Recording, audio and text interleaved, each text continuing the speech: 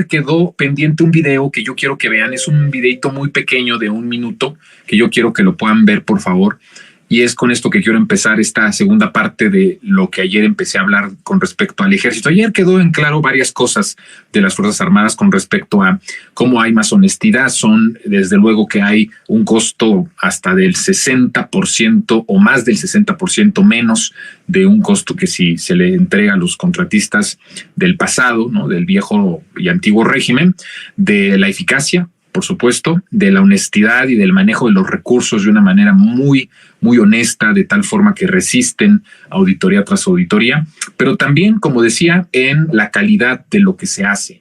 Entonces, eso es parte de lo que yo ayer, con estas cifras de lo de Dos Bocas, sustentaba el punto de que las Fuerzas Armadas eran importantes, fundamentales en el proceso de transformación. Sin las Fuerzas Armadas, creo yo que no se habría podido dar estos pasos tan agigantados en materia de bienestar, en materia social y económica como la que hemos estado viviendo en los últimos 5 años. El presidente ayer, el presidente Andrés Manuel López Obrador, sobre el ejército, dijo esto. No saben lo que nos han ayudado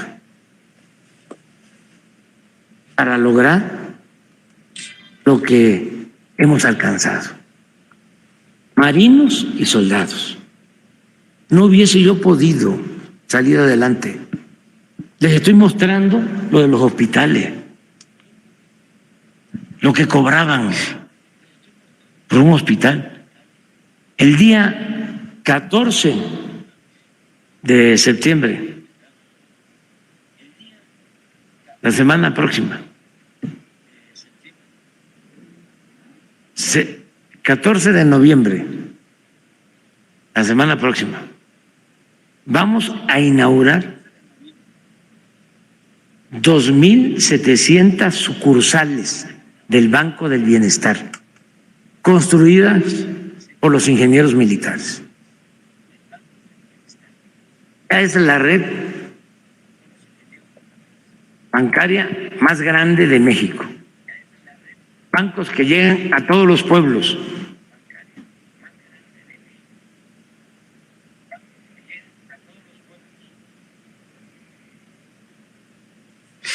Bien, ahí está lo que dijo el presidente. Y el presidente ayer ponía un ejemplo del aeropuerto de Texcoco con el de Felipe Ángeles, y decía yo lo que pasa con respecto a Dos Bocas.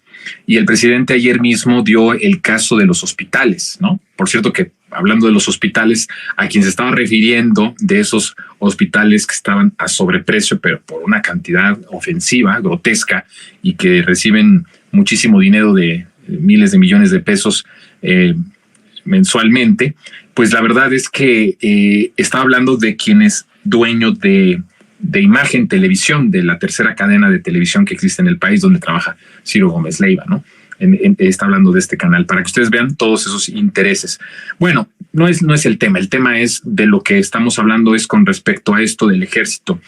Esto es una de las cosas que ayer también nosotros platicábamos aquí, le platicaba yo, cómo sin ese ejército pues no se pudo avanzar. Cuando llegó el presidente Andrés Manuel a la presidencia de la República, se dio cuenta de varias cosas. Una de las cosas de las que se dio cuenta que fueron tremendas fue la situación verdadera en la que estaba la seguridad pública del país. Cuando empezó a conocer toda la estructura por dentro, le llegó la información, porque además pidió como presidente electo mucha información que se le fue dando, y empezó a ver los informes de seguridad del país, de las regiones del país, y entonces se dio cuenta que la situación era mucho más grave de lo que se pensaba. Miren, hay gente que dice, ¿y eso que recorría todo el país y no se pudo enterar? Bueno, pues sí. Yo también he visitado algunos estados, algunos municipios, y no eso significa que conozco, ¿verdad?, quiénes son los narcos de la colonia o cuáles son la problemática de ese lugar. Acuérdense que el presidente, aunque conoce todo el país, todos los municipios, y algunos los ha recorrido en más de 2 ocasiones, pues también estaba ahí en esta gira, pero eran giras pues que tenían que ser ágiles y rápidas porque tenía que ir a visitar otros municipios. La campaña del presidente fue a ras de tierra y siempre contra reloj, porque sabía el presidente, como yo le he dicho, no tenemos tiempo de zigzagueos, no tenemos tiempo de medias tintas, no tenemos tiempo de tibios, tenemos que salvar literalmente a la nación. Sigue habiendo mucha gente que está en la desesperación en estos momentos y es por ellos que la transformación tiene que continuar y tiene que seguir. Entonces el presidente, pues no necesariamente al llegar a un municipio se enteraba de toda la estructura. Pues esto es información que tiene solo el gobierno, es información que tiene solamente los órganos de inteligencia, la inteligencia militar, la inteligencia civil, en ese momento el CISEN, de cómo estaba verdaderamente la situación. Bueno, él se dio cuenta de cómo estaba el país en cuestión de seguridad y ahí toma la decisión complicada de que se tiene que impulsar una Guardia Nacional y que esta Guardia Nacional tenía que estar bajo la administración y la operación de las Fuerzas Armadas. Y toma esa decisión porque evidentemente las estructuras civiles en los municipios, en los estados y en lo federal estaban muy contaminados del crimen organizado.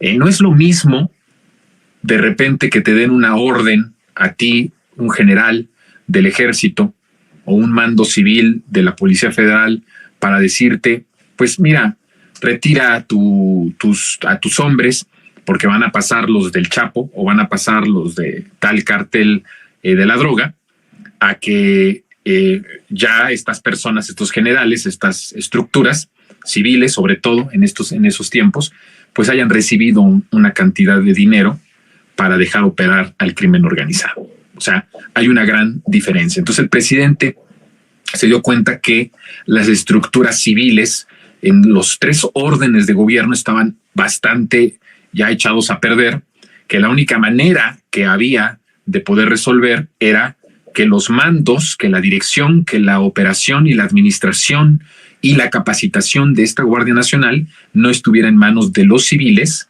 sino en manos del ejército.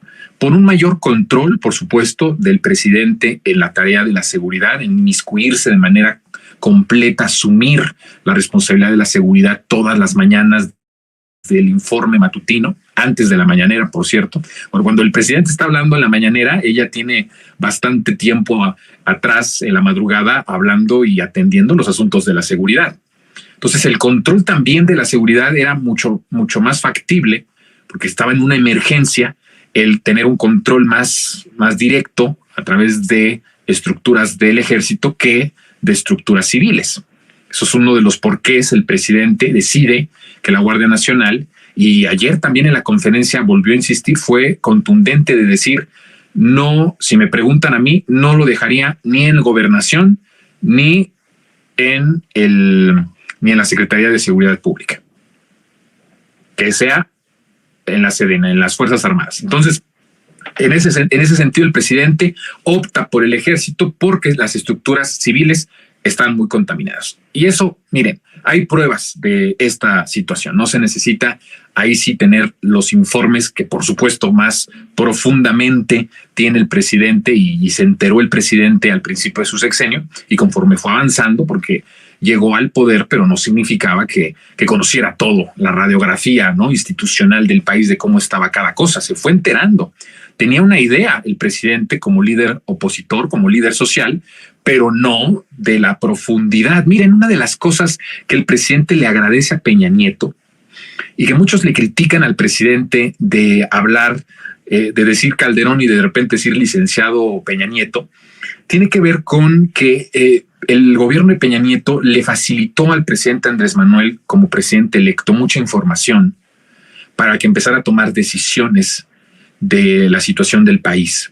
Hubo una comunicación bastante estrecha en esa parte de la entrega del país y el presidente pudo conocer desde muchas semanas antes de que tomara posesión como presidente constitucional de la situación que privaba en el país.